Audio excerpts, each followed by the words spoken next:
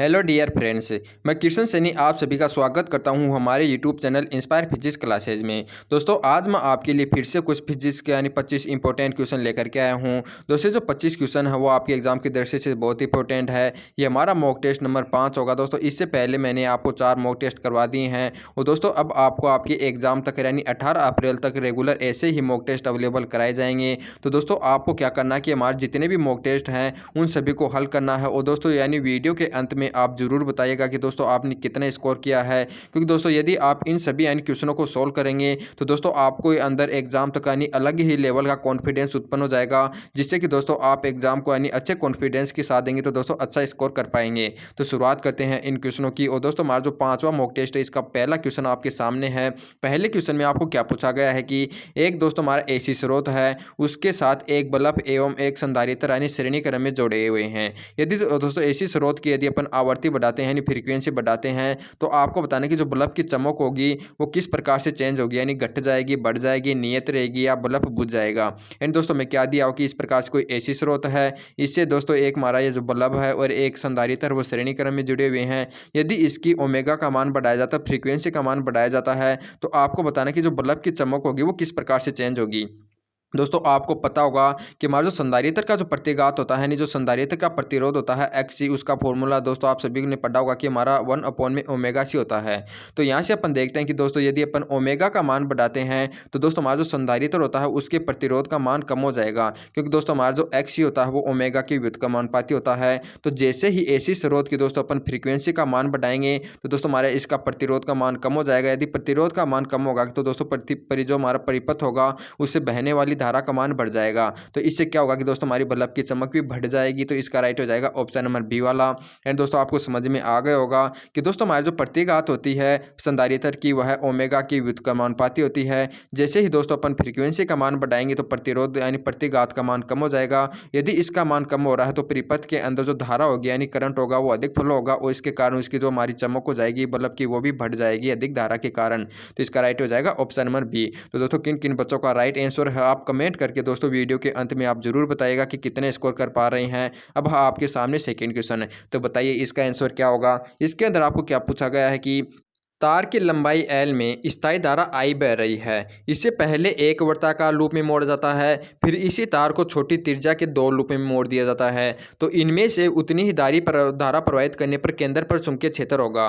दोस्तों आपको क्या बताना कि आपके पास कोई एक यानी L लंबाई का तार है। यदि इसका पहला एक लूप बनाया जाता है, फिर इसी तार को दोस्तों यानी 2 छोटे छोटे लूप में मोड़ दिया जाता है। तो दोस्तों दोनों ही कंडीशन में यदि इसके अंदर समान करंट फ्लो कराई जाती है यानी समान धारा प्रवाहित कराई जाती है तो आपको बताना कि इसके केंद्र पर चुंबकीय क्षेत्र होगा वो किस प्रकार से होगा। दोस्तों यदि इसको एक लूप में मोड़ा जाता है तो यहाँ पर हमारा n1 का मान 1 हो जाएगा, यानी फेरों की संख्या 1 हो जाएगा। और यहाँ पर दोस्तों हमारे n का मान कितना हो जाएगा 2, यानी फेरों के कितने फेरे हो गए 2। दोस्तों यहाँ पर यदि हमारी त्रिज्या r है तो यहाँ पर हमारी r/2 हो जाएगी, क्योंकि दोस्तों 2 फेरों के अंदर यानी 2 फेरे बनाने पर इसकी त्रिज्या का मान पहले की तुलना में आधा हो जाएगा।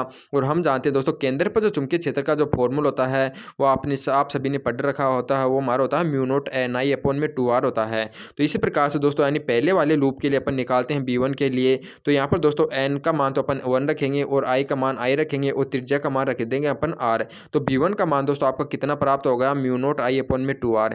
इसी प्रकार से दोस्तों यदि आप b2 का मान निकाल लेंगे तो b2 का मान यदि अपन इसके अंदर n का मान 2 रखेंगे तो ये जाएगा μ02I/2 और दोस्तों r की जगह अपन रखेंगे r/2। तो दोस्तों इस 2 से ये 2 कैंसिल हो जाएगा और इसका मान हमारा कितना प्राप्त हो जाएगा, ये हो जाएगा 2 μI/ में कितना प्राप्त हो जाएगा r। तो दोस्तों यहाँ से अपन देखते हैं कि दोस्तों इसका जो मान है यह है इसकी तुलना में यानी 4 गुना है, यानी b2 का मान b1 की तुलना में 4 गुना है। यानी दोस्तों यदि b1 को यदि अपन 4 गुना करेंगे तभी हमारा ये प्राप्त हो जाएगा। तो इस प्रकार से इसका राइट हो जाएगा ऑप्शन नंबर सी वाला। यानी एक लूप है, यदि दोस्तों यदि पहले इसको एक लूप में मोड़ा जाता है फिर यदि इसको 2 लूप में मोड़ दिया जाता है तो इस कंडीशन में दोस्तों हमारा जो इसके केंद्र पर चुंबकीय क्षेत्र होगा वो इस कंडीशन की तुलना में 4 यानी गुना हो जाएगा। तो इसका राइट हो जाएगा ऑप्शन नंबर सी। अब चलते हैं आपके लिए नेक्स्ट क्वेश्चन पर। दोस्तों तो थर्ड क्वेश्चन है वो आपके सामने है और इसका आंसर बताइए जल्दी से क्या होगा। इसके अंदर क्या पूछा गया कि दोस्तों हमारा जो विद्युत चुम्बकीय प्रेरण होता है, उसके अंदर जो कुंडली में प्रेरित विद्युत वाहक बल होता है यानी दोस्तों ईएमएफ होता है, वो आपको बताना है कि किस पर निर्भर नहीं करता है। फ्लक्स में परिवर्तन पर, समय पर या परिपथ में परिवर्तन पर या उपरोक्त में से कोई नहीं। दोस्तों आपने पढ़ रखा होगा कि दोस्तों हमारा जो प्रेरित विद्युत वाहक बल का जो फॉर्मूला होता है E इज इक्वल टू वो माइनस के एन डी फाई अपॉन में डी टी होता है। एंड दोस्तों यह है यानी जो हमारा फ्लक्स में परिवर्तन की दर होती है उसके समानुपाती होता है, और जो एन लगाया जाता है ये हमारे दोस्तों यानी स्थिरांक होता है और ये फेरों की संख्या होती है। तो यहाँ से दोस्तों अपन देखते हैं कि यह फ्लक्स में परिवर्तन पर भी निर्भर करता है और दोस्तों समय पर भी निर्भर करता है, लेकिन दोस्तों परिपथ का जो प्रतिरोध होता है उस पर कहीं पर भी हमारा ए का मान निर्भर नहीं करता है। तो इसका राइट हो जाएगा ऑप्शन नंबर सी वाला, यानी विद्युत चुम्बकीय हमारा जो प्रेरण होता है यानी इलेक्ट्रोमैग्नेटिक यानी इंडक्शन होता है, उसके अंदर ईएमएफ होता है दोस्तों, वह हमारा जो रेजिस्टेंस होगा उस पर निर्भर नहीं करेगा, प्रतिरोध पर निर्भर नहीं करेगा। तो इसका राइट हो जाएगा ऑप्शन नंबर सी।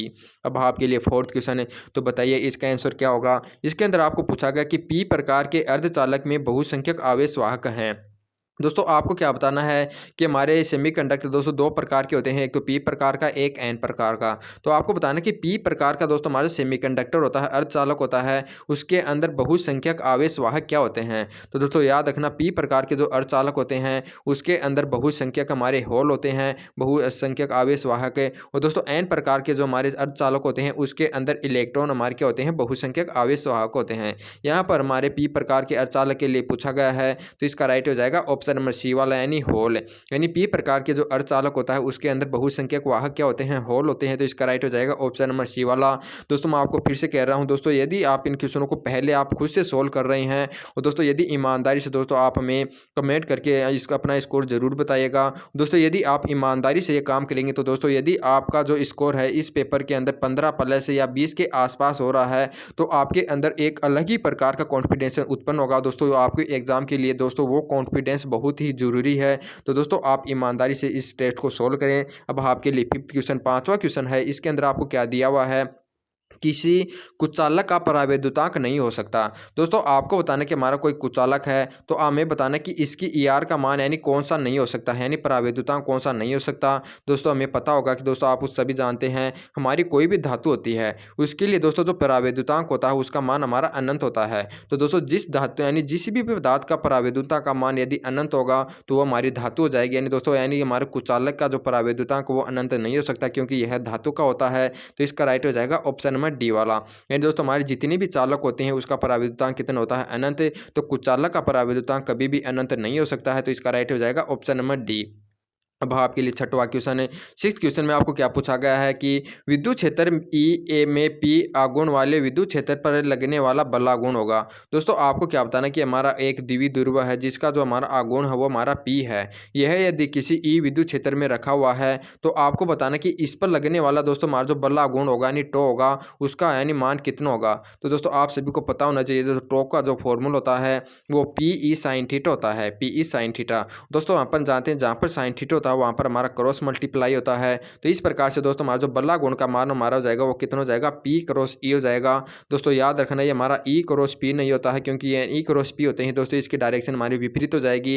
याद रखना ये होता है पी क्रॉस ई होता है। तो इसका राइट हो जाएगा ऑप्शन नंबर बी वाला।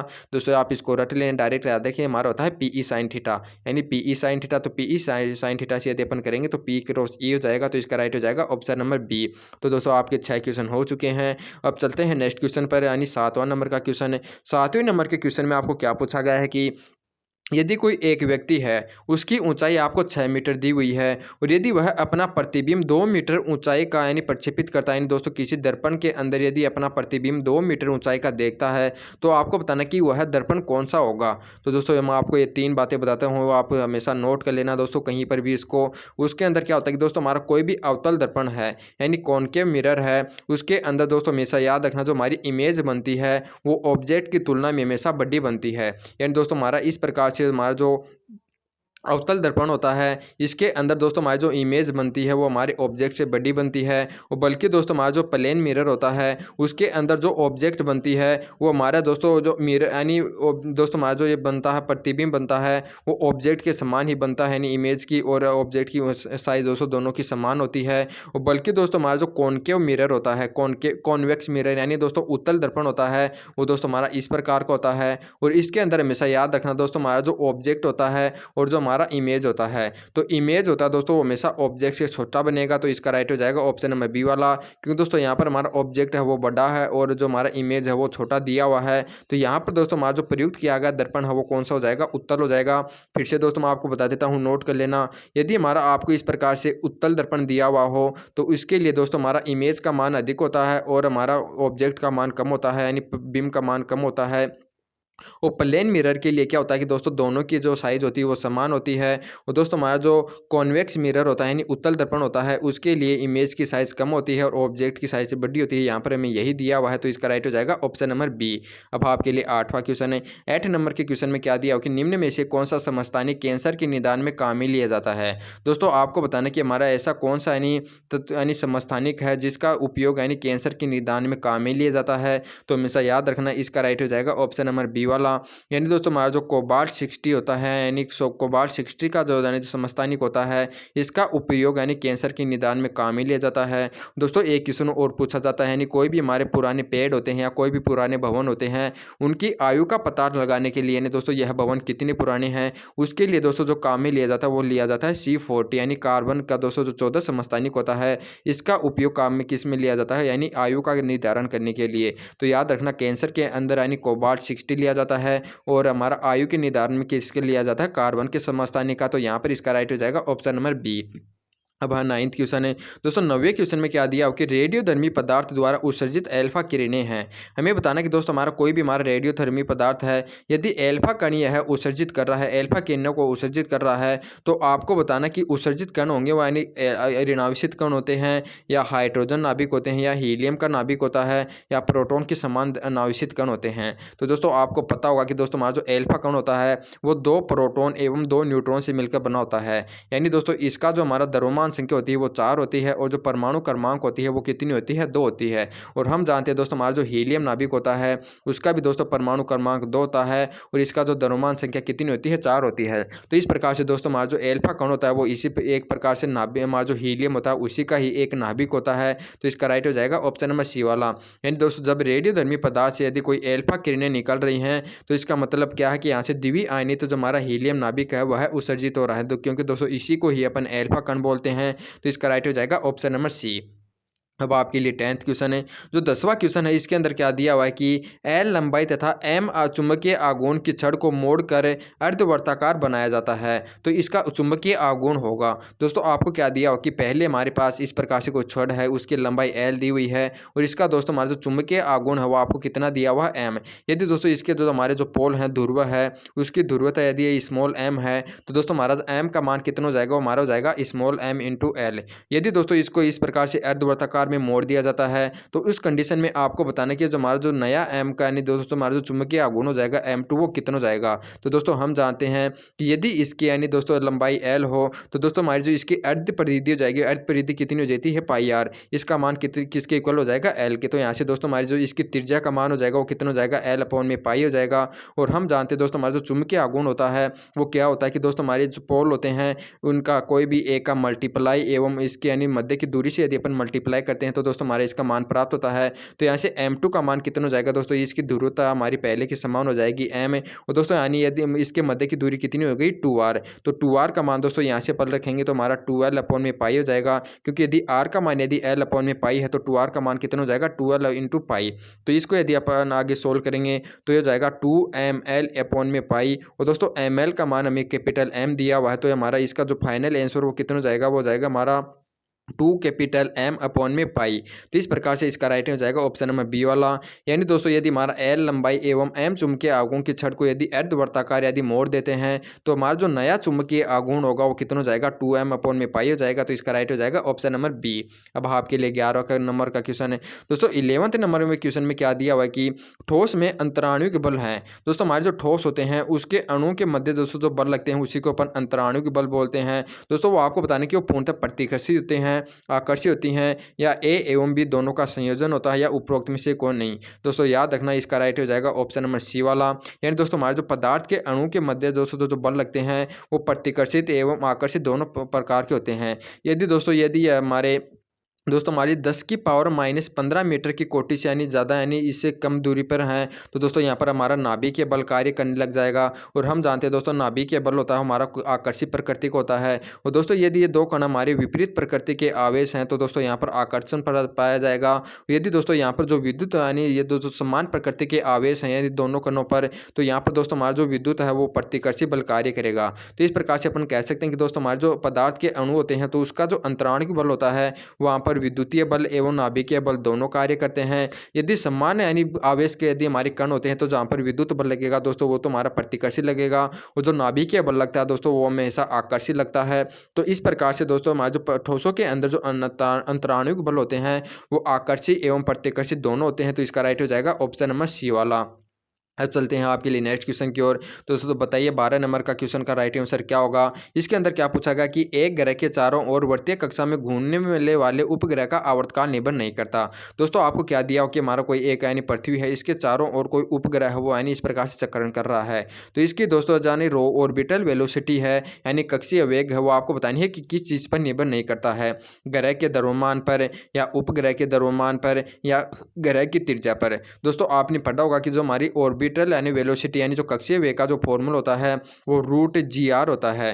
तो इसका एक फॉर्मूला ये भी होता है, यदि जी का मान यदि अपन इसके अंदर रखते हैं तो ये हमारा हो जाएगा जी एम अपॉन में आर प्लस एच का स्क्वायर हो जाएगा, यानी दोस्तों आर प्लस एच ही रहेगा। तो यहाँ से अपन देखते हैं कि दोस्तों ये जो हमारा वेलोसिटी का मान होता है यह ग्रह के द्रव्यमान एवं ग्रह की त्रिज्या दोनों पर निर्भर करता है। लेकिन दोस्तों कभी भी ये दोस्तों हमारे उपग्रह के द्रव्यमान यानी स्मॉल एम पर निर्भर नहीं कर रहा है। तो इसका राइट हो जाएगा ऑप्शन नंबर सी वाला। दोस्तों याद रखना, इस बात को नोट कर लेना कि हमारे जो ऑर्बिटल वेलोसिटी का मान होता है वो दोस्तों हमारा उपग्रह के आकार आकृति या इसके द्रव्यमान किसी पर भी निर्भर नहीं करता, बल्कि दोस्तों हमारा यह किस पर निर्भर करता है। दोस्तों ये एक तो गुरुत्वीय त्वरण पर निर्भर करता है और दोस्तों हमारा जो ग्रह होता है उसके द्रव्यमान पर ही निर्भर करता है और इसकी त्रिज्या पर, बल्कि उपग्रह के दोस्तों द्रव्यमान पर यह निर्भर नहीं करेगा। तो इसका राइट हो जाएगा ऑप्शन नंबर सी, यानी उपग्रह के द्रव्यमान पर यह निर्भर नहीं करता। अब आपके लिए 13 नंबर का क्वेश्चन है। तो 13 नंबर के क्वेश्चन में क्या दिया हुआ है कि दक्षिणावर्त यानी क्लॉकवाइज पद्धति में I cross J is equal to I होता है या I dot I is equal to 0 होता है या J cross J is equal to 1 होता है या K dot J is equal to 1 होता है। दोस्तों याद रखना, दोस्तों दक्षिणावर्त पद्धति है उसके लिए दोस्तों मैं आपको 2-3 कथन बताता हूं, दोस्तों आप उनको नोट कर लेना। कभी भी दोस्तों दो समान यानी सदिशों का यदि क्रॉस मल्टीप्लाई होता है तो इसका मान दोस्तों हमेशा 1 होता है, और दोस्तों दो लंबवत सदिशों का यदि डॉट मल्टीप्लाई होता है तो उसका मान हमेशा 0 होता है। यानी दोस्तों यदि अपन आई का जे के साथ यदि डॉट मल्टीप्लाई करेंगे तो उसका मान हमारा 0 प्राप्त होता है। और दो समान सदिश यानी दोस्तों यानी समान ही सदिशों का यदि डॉट मल्टीप्लाई करते हैं तो उसका मान हमेशा 1 प्राप्त होता है। दोस्तों यहाँ पर हमें समान सदिशों का यानी डॉट मल्टीप्लाई 0 दिया हुआ तो ये भी गलत हो जाएगा। और दोस्तों यहाँ पर यानी में अलग अलग सदिशों का डॉट मल्टीप्लाई 1 दिया हुआ है बल्कि इसका मान होता है 0, तो दोस्तों ये भी गलत हो जाएगा। और दोस्तों समय ये एक कंडीशन और याद रखना कि दोस्तों दो अलग अलग हमारे जो सदिश होते हैं उसका दोस्तों यदि क्रॉस मल्टीप्लाई किया जाता है तो वहाँ पर 1 प्राप्त होता है, और दो समान सदिशों का यदि क्रॉस मल्टीप्लाई किया जाता है तो उसका मान हमारा 0 प्राप्त होता है। दोस्तों यहाँ पर जे क्रॉस जे का आपको मान 1 दिया हुआ तो ये भी हमारा गलत हो जाएगा। तो राइट आंसर हो जाएगा ऑप्शन नंबर ए वाला।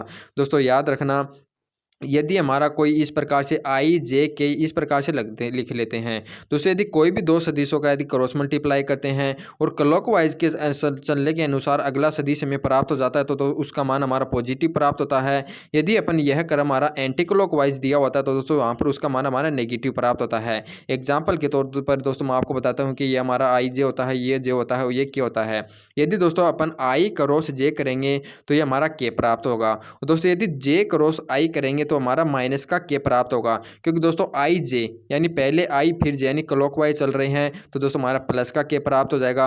यदि दोस्तों एंटी क्लॉकवाइज चलेंगे यानी जे से आई चलेंगे तो हमारा माइनस का के प्राप्त होगा, यानी कि एंटी क्लॉकवाइज में नेगेटिव प्राप्त होगा। दोस्तों यहाँ पर हमारे ए ऑप्शन में क्या दिया हुआ है कि यहाँ पर आई है और यहाँ पर जे है और यहाँ पर के है, यानी जे से यहाँ पर किसकी तो क्या है के की ओर यानी क्लॉकवाइज गया है। तो यदि दोस्तों दक्षिणावर्त गया है तो इसका मतलब क्या होगा कि यानी पॉजिटिव का के प्राप्त हो जाएगा। तो इसका राइट हो जाएगा ऑप्शन नंबर ए वाला।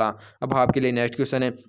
जो 14 नंबर का क्वेश्चन है इसके अंदर क्या दिया हुआ है कि अल्ट्रासोनिक वे तरंगें होती हैं जिन्हें मनुष्य सुन सकता है, जिन्हें मनुष्य नहीं सुन सकता, जिसका वेग अधिक होता है, जिसका आयाम अधिक होता है। दोस्तों याद रखना, जो अल्ट्रासोनिक किरणें होती हैं वे तरंगें होती हैं जिनकी फ्रीक्वेंसी का मान हमारा 20,000 हर्ट्ज से अधिक होता है।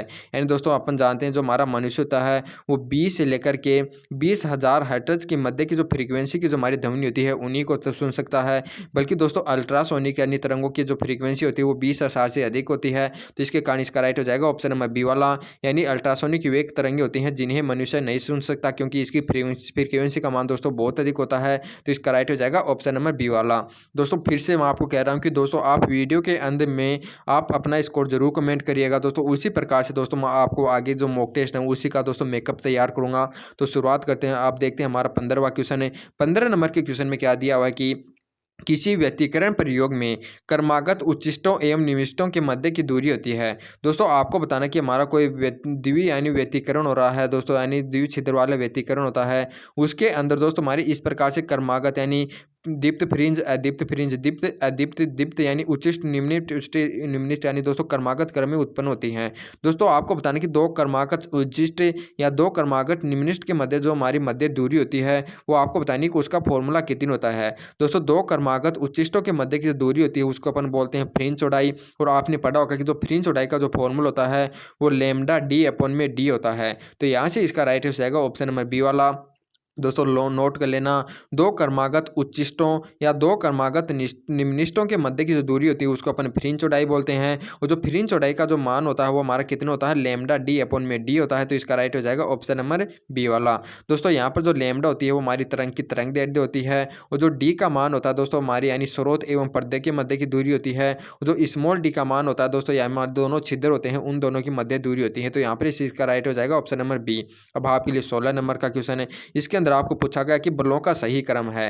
दोस्तों यहाँ पर आपको 4 बल दिए हुए हैं। एक तो दोस्तों हमारा नाभिकीय बल यानी परबल बल है, और दोस्तों एक दुर्बल बल है, और एक गुरुत्वाकर्षण बल है, एक स्थिर विद्युत बल है। इसका दोस्तों सही क्रम बताना है कि यानी करेक्ट ऑर्डर क्या होगा। तो दोस्तों हम जानते हैं हमारा जो दुर्बल बल है वो तो सबसे दुर्बल होगा, और जो नाभिकीय बल होता है वो यानी प्रबल बल है यानी यह सबसे प्रबल हो जाएगा। बस दोस्तों बात आती है हमारी स्थिर विद्युत बल एवं गुरुत्वाकर्षण बल की। तो दोस्तों याद रखना हमारा जो स्थिर विद्युत बल होता है वो गुरुत्वाकर्षण बल की तुलना में हमारा अधिक यानी प्रभावी होता है यानी शक्तिशाली होता है। तो इस प्रकार से इसका जो क्रम हो जाएगा वो क्या हो जाएगा कि सबसे दोस्तों हमारा जो वीक बल हो जाएगा वो कौन सा हो जाएगा, ये हमारा दुर्बल बल हो जाएगा। और उससे यानी दोस्तों हमारे प्रभावी कौन सा हो जाएगा, गुरुत्वाकर्षण बल हो जाएगा। और उससे भी अधिक शक्तिशाली बल हमारा हो जाएगा स्थिर विद्युत बल हो जाएगा। और सबसे अधिक शक्तिशाली होता है हमारा प्रबल बल। तो इस प्रकार से दोस्तों ये क्रम ऑप्शन नंबर डी में दिया हुआ है कि सबसे कमजोर बल हमारा दुर्बल बल होता है, उससे अधिक यानी दोस्तों हमारा जो अधिक बल होता है वो गुरुत्वाकर्षण बल होता है, और उससे भी प्रबल होता है स्थिर विद्युत बल, और सबसे प्रबल बल होता है प्रबल बल। तो इसका राइट हो जाएगा ऑप्शन नंबर डी।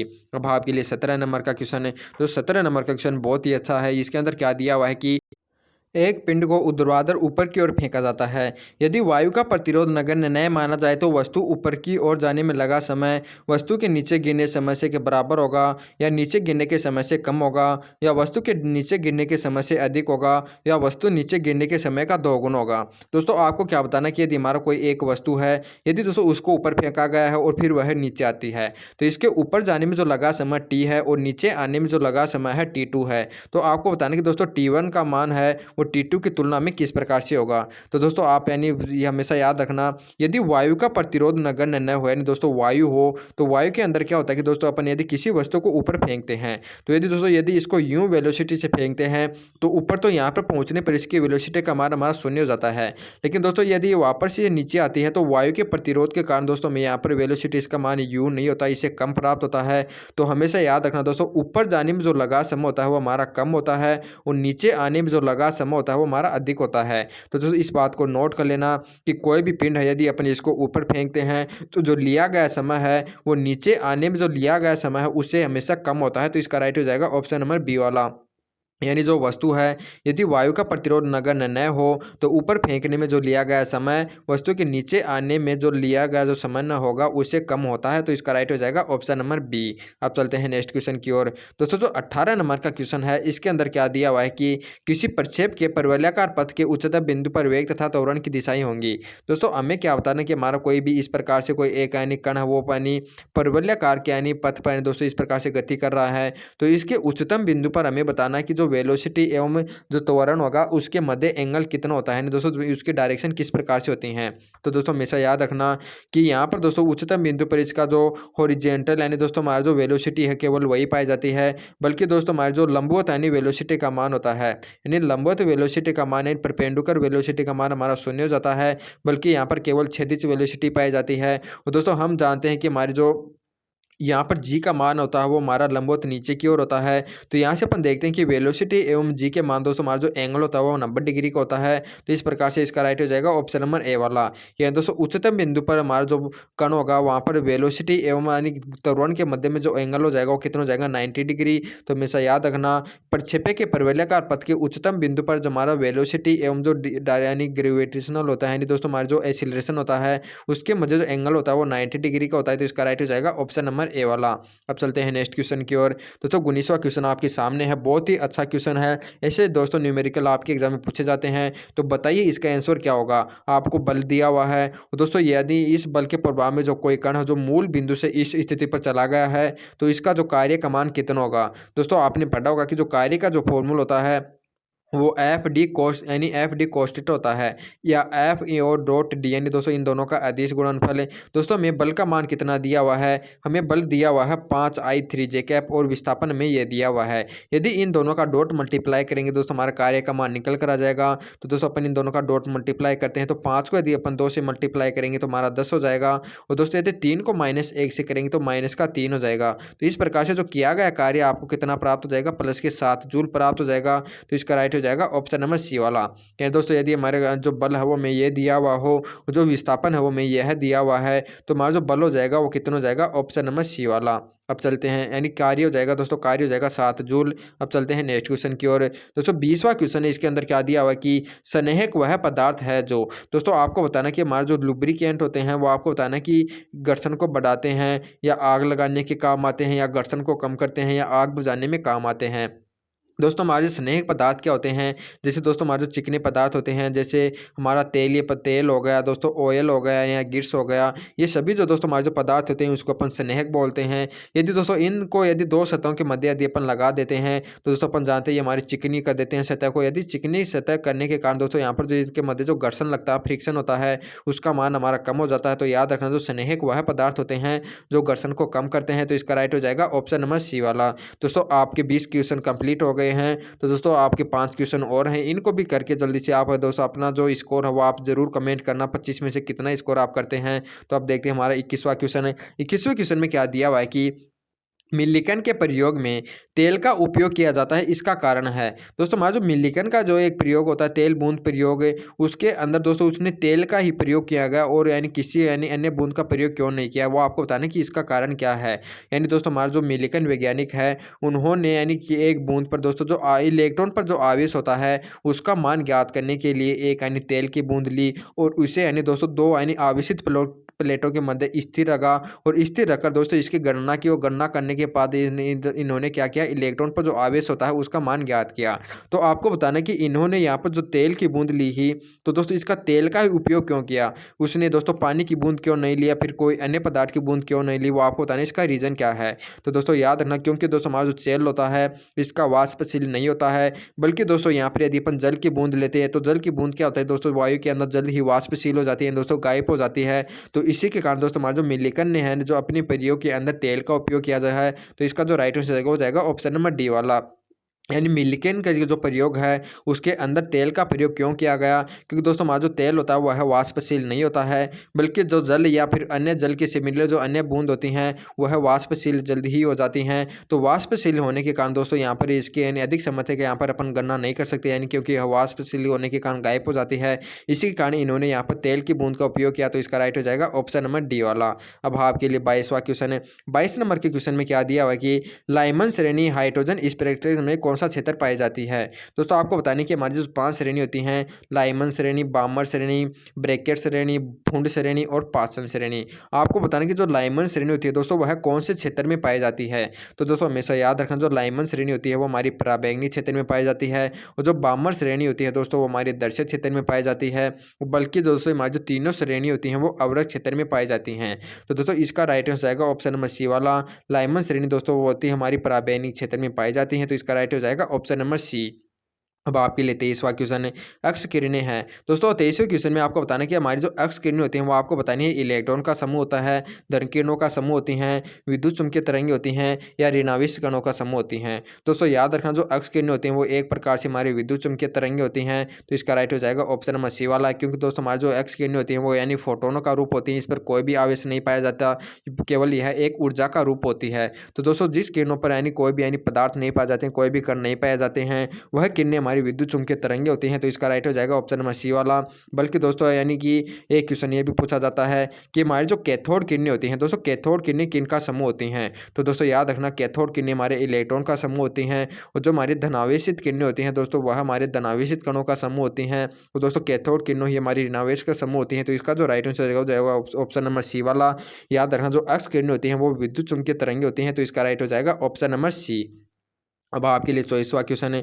24 नंबर के क्वेश्चन में दोस्तों आपको क्या पूछा गया है कि किसी स्थान पर जी के मान में 2% की कमी आ जाती है तो बैरोमीटर की ऊंचाई। दोस्तों आपको क्या बताना है कि हमारा कोई भी एक स्थान है जहां पर यदि जी का मान यदि 2% हमारा कम हो जाता है, तो दोस्तों हमारा जो बैरोमीटर होता है उसकी जो हाइट होती है उसके अंदर बताना है कि किस प्रकार से चेंज होगा। तो दोस्तों हम जानते हैं हमारा जो प्रेशर का जो फॉर्मूला होता है यानी रो जी एच होता है। तो यहाँ से अपन देखते हैं कि दोस्तों हमारे जो एच का जो फॉर्मूला होता है वो पी अपॉन में रोजी होता है। दोस्तों यहाँ से अपन देखते हैं कि जो एच का मान होता है वो गुरुत्वीय त्वरण के व्युत्क्रमानुपाती होता है। यदि एच का मान यदि दोस्तों हमारा ग्रेविटी का मान यदि कम हो जाता है 2% है, तो दोस्तों एच का मान हमारा 2% से बढ़ जाएगा, तो इसका राइट हो जाएगा ऑप्शन नंबर ए वाला।